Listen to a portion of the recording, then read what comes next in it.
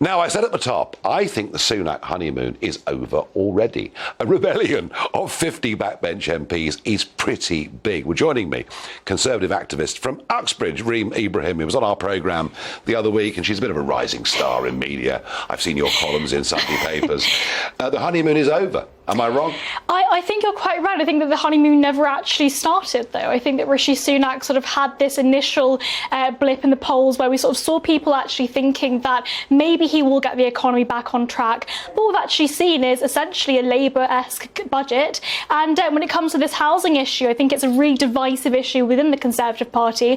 We've now sort of got, I mean, we looked at the leadership election, we saw two very different definitions of what conservatism is. We had these sort of free marketeers, the Liz Trussanites, and then you had the Rishi Sunaks who sort of thought, you know, tax rises are the right way to go in the short term. What happened in the end? The party members wanted what Liz Truss wanted. Now we're seeing this sort of ideological division within the party. It's a big split. Complete split. And actually, I think that what we're seeing is the people on the left of the party seem to be winning. Oh, they're in control. Yeah. I mean, there's been a coup, frankly. That's the way that I view it. But Reem, you know, the point that Matthew Lesh makes, and it is a very powerful point, is that, and look, you know, I've made the point, our population's exploding, immigration's the main reason for it, but hey, we are where we are. We have not built enough houses year after year after year to cope with the rising population. His point, 18 to 24s, only a tiny percentage of people currently want to vote Conservative. His argument is they don't own anything. They have nothing to conserve.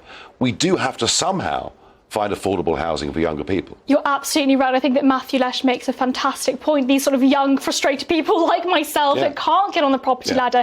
I mean, it's tragic, and it really means that actually we don't feel as though we have a future in this country, because if we can't get on the property ladder and we can't actually own anything, we're not in this property owning democracy. Thatcher had this vision, and this is why a lot of young people did vote for Margaret Thatcher in the 80s, was because she sort of had this vision of a property owning democracy where everybody, no matter who they were, where they came from, they were able to own their own home. That vision is dead, and it means that actually as a result of it, young people don't feel the need to vote Conservative. There isn't an alternative. So we don't know where to go.